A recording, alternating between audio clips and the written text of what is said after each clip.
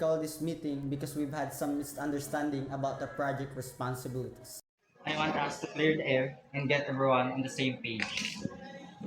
I understand. There's been some confusion about the rules.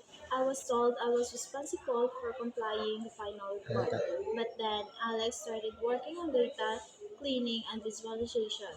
I wasn't sure if I should continue with my partner or step back. Thought she was only reviewing, so I took the initiative to do some papers, and I didn't mean to step on her toes. I just wanted to get along. It seems like we're missing clear communication channel. We keep overlapping roles and that causes confusion. Maybe we need a better system for assigning tasks and updating progress. Good point. Let's resolve this step by step. Jane, Alex, I want you to clarify your rules. Maria and Leah, I'd like you to help facilitate clear task distribution. Can we agree on that? Yes, I can take the lead on complying the final report. Once I get the raw data for Alex, I can organize everything and ensure accuracy. Hey, I'll send the field report to Jay today, and I'll also prepare some visual drafts for her review. To prevent this from happening again, I suggest we set up a shared task management tool. That way, everyone can see who's responsible for what and the updates are transparent. Yes, that will help you stay aligned and avoid overlaps. Plus, weekly check-in could be really helpful.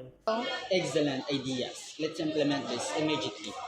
Starting tomorrow, we'll have a weekly stand-up discuss progress, challenges, and next steps.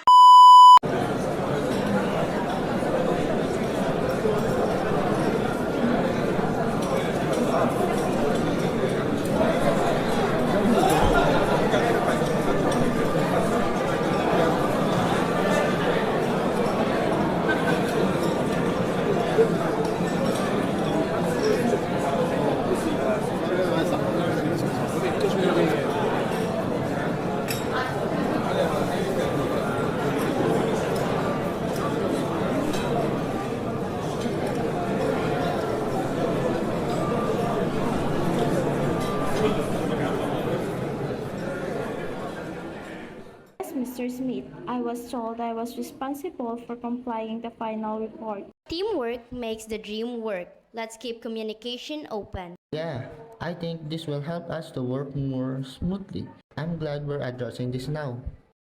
Exactly. Remember, clear communication is the foundation of our success. Let's move forward as a united team.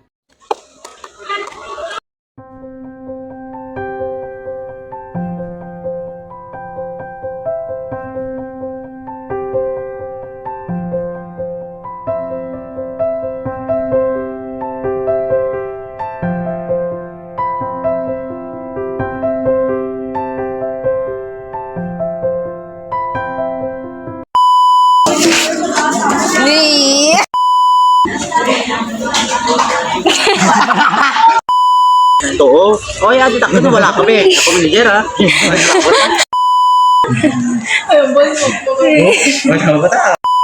I think this will help us to work more smoothly. Wala.